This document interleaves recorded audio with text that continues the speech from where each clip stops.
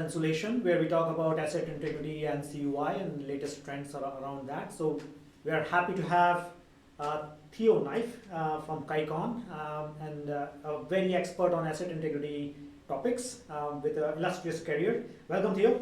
Thank you. So Theo, I'm curious, why are you so passionate about CUI? Yeah, it's let's say, I think CUI is one of the biggest threats throughout, let's say, the gas, oil, and petrochemical industry. Let's say every asset that operates between, let's say, -12 to plus 150 C and is constructed of carbon steel is susceptible for CUI.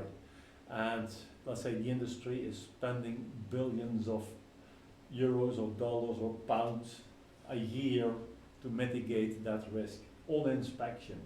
And I'm always saying, let's say, inspection will not improve the mechanical integrity, repair does. So even for repair, you will spend a lot of money to mitigate CUI, and it's a continuous threat. I mean, you cannot just spend 5 years to mitigate it and then think, okay, it's over, done. No, it's year after year after year. That's why I'm so passionate. You have been an author of a new practice. So CUI monitoring is a new topic. Yes. Obviously, it's been adopted, and you happen to make this recommended practice as a guidance, as an expert user, as well as with consortium. Mm-hmm. So what was the need of this recommended practice which you authored? Okay, excellent question. There's definitely need for to develop this recommended practice. Let's say this technology, continuous monitoring for CUI, is new within the industry. It does not exist yet. So the industry is now testing, implementing those systems, and to ensure long-term success, we definitely needed a recommended practice. Can we quickly go through the core contents of the recommended practice? What are the key elements of that? Let's say it starts with you have an ID as a supplier, continuous monitoring. So then, let's say, as a customer, as an asset owner, you need to understand that ID. So you need to understand the technology behind. What is exactly a CUI monitoring system? The hardware, the sensors. Is it the sensor? Is it the wire sensor? Or is it a spot monitoring system? In this case, it's a wire sensor. But also, let's say how to transfer the data to, let's say, the asset owner. What type of software do you need? I mean, you need to get acquainted with that. After that, okay, good technology, we want to test it. You need to validate it. You need to be convinced that, let's say, the data output from the system reflects reality in the field. So probably you will test one system at your customer, so the recommended practice will provide guidance on that, how to develop a validation protocol. Once you're successful, and successful means that the probability of detection is exceeds a certain value, so that means that, call it findings that are reported are in reality not being found in the field are limited, but also, I mean, if you perform field trials and you remove insulation and there are findings that are not reported by the system, that's even worse. So that is all included in a certain POD value. I'm not going to go in more detail, that's too complicated. So once you're successful, you want to use the data output. So that means that you have to understand where to install, when to install.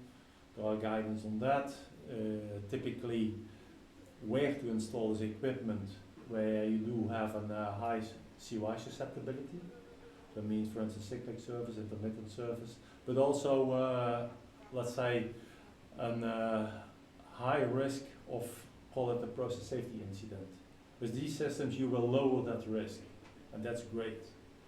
So, as example, a condensate line, I mean, high risk for CUI, but you probably will not install it. If you got, for instance, a 30 bar ethylene system, definitely you will install it. It has, let's say, a risk of having a high consequence of failure. So, when and where guidance is included in the recommended practice. After that, the value for the customer, the asset owner, will start because you get the data out of the system and you must use that in your inspection strategies. So depending on the selected strategy, you're talking about condition-based, risk-based, you can use it. The ultimate goal is go to continuous monitoring. Just fully, for 100%, rely on the data output of that system. So how can you do that? The recommended practice will give guidance on that. What is required, where to look for, what are considered as a best practice for that, it's all included. I already talked about long-term success.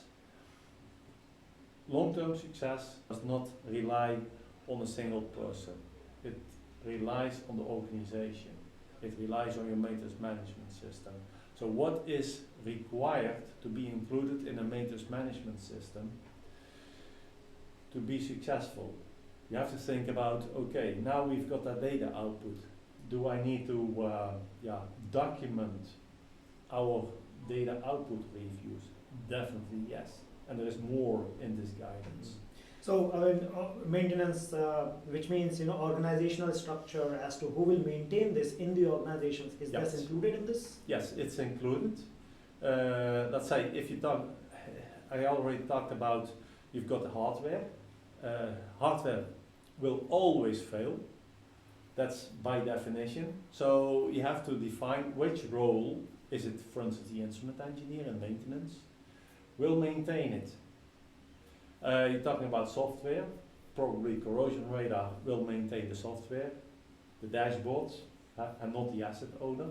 But also, and that's the most important part, who is looking at the data output at the different levels? Is it the plant? Is it the site? Or is it the company? So you do have different levels and you have to define who is going to look or evaluate the data when. Sure. And for any technology deployment in the asset integrity, you need to do cost-benefit analysis. Is it something which you have taken care of in the document? Yes, it's that's a good question. Let's say an asset owner is only interested in it to reduce risk, but also let's say to reduce costs. So typically you need to perform like in every project DCF, discounted cash flow, and then PV, net present value calculations. It's included. So there is guidance which locations will have a positive economics, and then you have to think about let's say difficult locations to be accessed, high desolation towers without platform ladders, offshore. These are the typical locations. Great. And where do you see the future of this recommended practice in its own development as well as integration into other industry bodies? I think that, let's say, ideal is that it's incorporated in the industry standards, and then you have to think about API. It can be a standalone practice, but it should be mentioned in several industry standards, so that the industry is, let's say, having, let's say, more or less a standard how to implement this technology worldwide throughout the industry. And does it align with any of the industry standards related to inspections or monitoring or or corrosion management? Which standard it more aligns to? I think that the location, let's say, it's more aligned to inspection, but definitely, let's say, standards that describe corrosion. I mean, it can mention, let's say, that there are continuous monitoring systems in place that monitor, for instance, corrosion. But again, I mean, this is more than just corrosion. I mean, it's a strategy. Also, moisture, as an example, is included. So that's input for where to inspect, as example. Let's talk about the accessibility of this document, of this recommended practice. What is the public access to it, and is it accessible, or can you illustrate it? Yeah, I mean, the development is done as a joint industry project. So several asset owners joined this project, and yeah, let's say it's considered as being intellectual property for that team, for that project. So if someone is interested, the best is to consult, let's say, corrosion radar, and it can be released to, let's say, anybody who is requesting it after approval of the whole, let's say, committee. And what about, I hear that there is a shorter one which is being made as well? So Yes, it's an, let's say, there is a reference guide that provides a summary of the recommended practice.